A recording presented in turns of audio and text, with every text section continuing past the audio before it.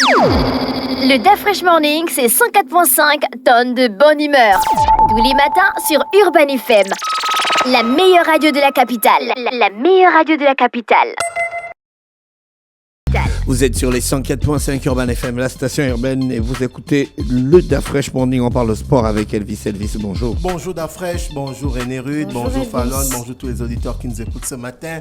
On va démarrer le sport avec du football. On va démarrer avec la Ligue des Champions et le mardi. Hier, tu as dit quoi? Non, hier, je n'ai rien dit, je n'ai pas fait de pronostic. Ah c'est, bon, c'est mardi que j'avais fait des pronostics où j'avais dit que le Real devait gagner ou faire match nul et que Arsenal allait forcément gagner. Tu as dit que le PSG devait gagner. Non, je n'ai rien dit de tout ça. J'ai dit le match sera difficile. On a une situation où Liverpool a terminé en tête de cette phase allée de la Ligue des Champions, qualifié directement pour les huitièmes de finale en temps Paris et est passé par les barrages. Donc le match sera difficile. Pour ceux qui ont regardé les matchs du mardi, on a eu les résultats suivants. Aston Villa s'est imposé face au FC Bruges 3-1. Le Borussia Dortmund a fait 1-1 face à Lille. Le PSV Eindhoven a été humilié et corrigé par Arsenal 7-1. Et le Real Madrid a pris le dessus sur l'Atlético 2-1. Et hier, on avait des rencontres. Le Feyenoord de Rotterdam recevait l'Inter de Milan qui s'est imposé 2-0 à domicile. Le Bayern de Munich a battu le Bayern Leverkusen 3-0. Le Barça s'est imposé face à ils ne sont pas imposés, ils ont gagné. Ils ont gagné, c'est ça, imposé. Ils ont gagné 1-0. Donc là, Christophe Cruz doit être content. Et de l'autre côté, le Paris Saint-Germain face à Liverpool. D'Afresh, on avait la chair de poule. Je t'ai dit que le match, Michel Mitogo et moi, on ne faisait que se communiquer parce que derrière, on a eu une action où le défenseur français qui évolue du côté de Liverpool, il y avait pratiquement faute, mais l'arbitre a dit que c'était vraiment léger. Donc, dans ce genre de situation, on pouvait se retrouver avec un carton rouge du défenseur Konaté et un penalty. Mais l'arbitre a dit que c'était léger. Donc, du coup, le Paris Saint-Germain qui a mené tout le match, mais mené, c'est pas gagné d'Afresh parce que quand vous regardez les différents stats du match, au niveau de la possession, le Paris Saint-Germain a mené. Au niveau des tirs cadrés, le Paris Saint-Germain a mené. Mais le Paris Saint-Germain n'a pas concrétisé. Mais le Paris Saint-Germain n'a pas concrétisé. Et le changement du coach a été payant, tu vois, d'Afrique. C'est ça qu'on appelle un grand coach. Il a vu que Mohamed Salah était muselé. Il a fait sortir le gars. Et c'est celui qui l'a fait rentrer qui est venu marquer. Est-ce que tu vois un peu? Donc, en fait, c'est ça là qu'on appelle les grands coachs. C'est-à-dire savoir lire le match. Dembélé n'a pas joué. Dembélé a joué, mais il n'a pas marqué. Il n'a pas marqué. Il a donné des passes. Les gardes du Paris Saint-Germain sont complètement passés à côté. Donc, on comprend que nous qui supportons le Paris Saint-Germain, le match retour la semaine prochaine, le mardi, du côté de Anfield, ça va chauffer. Donc, il est quasi bon. Vous êtes sûr que vous allez gagner là-bas? Non, ce sera difficile. Ce sera difficile. Toi, tu connais Liverpool, là-bas, c'est compliqué. C'est un grand stade. Donc, le PSG est resté. Non, le PSG est, bon, plus que mathématiquement. On n'a pas dit plus que mathématiquement. Vous ne pouvez pas battre. Vous ne pouvez pas battre le Liverpool chez eux. Oui, on reste dans la logique. C'est pas qu'on appelle les Gunners ou les Gunners. Non, ce sont les Reds. Les Reds. Tu as vu un peu, donc tu vois un peu, et tu sais qu'ils ont leur slogan, tu vois, non, the never walk alone, tu vois. Je ne marcherai jamais seul. Est-ce que tu comprends un peu? Et tu sais que les supporters de Liverpool, quand ils poussent d'Afresh, l'équipe se transcende. Est-ce que tu comprends? Donc, ce sera complètement difficile que le Paris Saint-Germain aille chercher la qualification là parce que dans ce stade de compétition, comme tu le disais avec l'invité tout à l'heure, quand on arrive en huitième de finale, c'est qu'on il n'y a plus de petites équipes, tu vois. Et là, Liverpool qui est en tête du championnat d'Angleterre, qui a la possibilité de faire le doublé avec la Ligue des Champions, je pense pas qu'ils vont pouvoir rater cela. D'Afresh, on va rester toujours du côté du football pour parler de Relais Omnisport, la session football qui organise ce samedi 8 mars 2025 du côté du stade Nzan-Yon à partir de 7h30, une séance de détection de talent. Donc tous ceux qui aimeraient évidemment prendre part à cette initiative organisée par Relais Football, vous devez faire un tour du côté du stade Nzan-Yon le samedi 8 mars à partir de 7h30. Ensuite, on a cette nouvelle qui est tombée d'Afresh, on ne peut pas la rater. On est obligé de parler de ça. Assoumé Yidi Capello, pour ceux qui connaissent, celui qui avait été enfermé pour l'affaire de pédophilie. Là, on a la décision qui est tombée, la décision de la chambre du jugement du comité d'éthique indépendant de la FIFA qui a rendu ce mardi 4 mars vous comprenez, par rapport au concerné qui est depuis là à la prison centrale de Libreville. Donc celui-ci a été banni à vie de toute activité liée au football. Donc là, c'est tombé. C'est la FIFA. Quand la FIFA tombe, peut-être que derrière, on peut encore souligner, on peut encore aller du côté du TAS, mais puisque le concerné se retrouve en prison. Donc ce qui veut dire que est-ce que depuis la prison, ces avocats peuvent entreprendre une démarche dans le sens où il va essayer de... Il reste un individu. Tu comprends que lorsqu'il y a une sentence qui tombe, René Ruth, même au tribunal, quand tu as tué 10 personnes avant qu'on te mette en prison, on te demande d'abord, est-ce que tu comprends un peu? Tu passes d'abord en comparution. Donc, du coup, la nouvelle est tombée. Il est banni de toute activité du football. C'est un des coachs qui a beaucoup, évidemment, formé des jeunes footballeurs gabonais. Mais après, lorsque ce scandale est arrivé, on se souvient que le président de la Fédération gabonaise de football, Pierre-Alain Mungengi, avait aussi fait 6 mois de prison. Après, celui-ci était sorti. Et là, on a Assoumeyi qui est banni par décision de la Chambre. Aussi. Pas oublier l'amende. Oui, mais bon, on va pas trop s'appesantir sur les sous. Tu vois, là, derrière, il est banni à vie.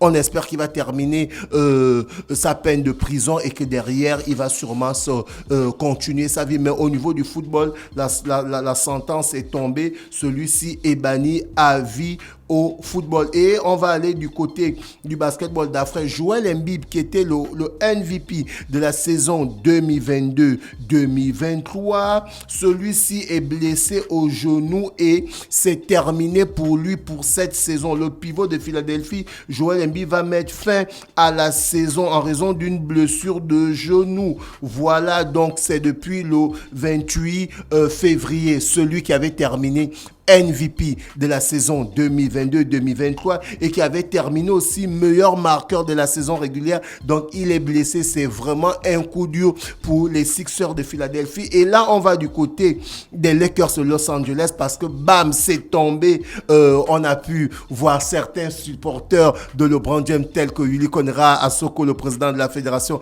gabonaise de basketball, et d'autres. Donc, LeBron James qui rentre un peu plus encore dans l'histoire du basketball américain et dans l'histoire du basketball du monde parce que celui-ci a atteint les 50 000 points. Vous comprenez, 50 000 points. C'est le premier basketteur. LeBron James est rentré dans l'histoire en devenant le premier joueur à dépasser les 50 000 points cumulés entre saison régulière et playoff. Donc, vous comprenez que celui-ci, à 40 ans, il continue toujours à aligner les performances. Et je suis allé faire quelques petites recherches et dans les recherches que j'ai eu à faire, les articles que j'ai pu lire et faire mon petit résumé, je suis arrivé à ces différentes nouvelles où on nous dit ceci. LeBron James continue d'écrire l'histoire de la NBA à 40 ans. Mardi, face au New Orleans Pelicans, la superstar des Lakers de Los Angeles est devenue le premier franchir une nouvelle barre symbolique des 50 000 points cumulés dans la grande ligue nord-américaine. Donc, vous comprenez que derrière, et son équipe a joué et le score était de 136 à 115 face aux Pélicans. Donc, aujourd'hui, LeBron James qui devient le meilleur, on va dire quoi, marqueur de l'histoire de la NBA avec 50 000 points. Et lorsque je suis allé regarder un peu ceux qui sont dans le top 10 de ces meilleurs marqueurs-là, on a après LeBron James qui vient d'atteindre les 50 000 points. Ensuite, en deuxième position, on a Oscar Schilling qui est l'arrière brésilien qui a marqué 49 737 points. Ensuite, le deuxième, on a le grand basketteur des Lakers de Los Angeles qu'on a connu à l'époque dans le film Opération Dragon. D'abord, tu te souviens, Karim Abdul-Jabbar, tu vois un peu, qui est en troisième position, qui a marqué 44 149 points. Ensuite, on a l'ailier de Utah Jazz, lui aussi qui a fait le bonheur des Jeux Olympiques de 92 avec la Dream Team. L'homme s'appelle Karl Malone qui a marqué 41 points, 41 points, 860. Ensuite, on a l'ailier des Lakers de Los Angeles qu'on a perdu à la crème de l'âge. L'homme s'appelle Kobe Bryant, arrière, qui a marqué 39,851 points. Et ensuite, on a Sa Majesté. Malgré qu'il n'a pas fait une longue carrière, René Ruth, il est toujours dans... Est-ce que tu comprends? C'est-à-dire, dans toutes les performances NBA, il est là. C'est-à-dire, LeBron James vient de faire jour pour jour 20 saisons en NBA. C'est lui qui a marqué 50 000 points. Mais quand tu prends Michael Jordan, c'est pratiquement entre 10 et 14 saisons, si je ne me trompe pas bien. Mais il est dans le top 10 des meilleurs marqueurs de l'histoire de la NBA. Donc, on a Michael Jordan arrière qui a marqué 38 889 points, 99 points. Et on a l'Allemand 7e, Nowitzki, qui a marqué 36 357 points. Donc, ce sont les records des joueurs qui ont le plus marqué de points en NBA durant saison régulière, on va dire playoff mélangé. Mais quand on va regarder le joueur qui a le plus marqué de points en un seul match, le record est là depuis les années 60. Ça fait près de 6 décennies que celui-ci est en tête. En fait, même moi, je ne le connais pas. Parce que c'est carrément l'époque de mon père. L'homme s'appelle... le plus grand nombre de points marqués en NBA, c'est évidemment qui ont été marqués par Will Chamberlain. Un record qui a été établi en NBA en 1962. René Ruth, en un seul match, il a marqué 100 points à lui seul.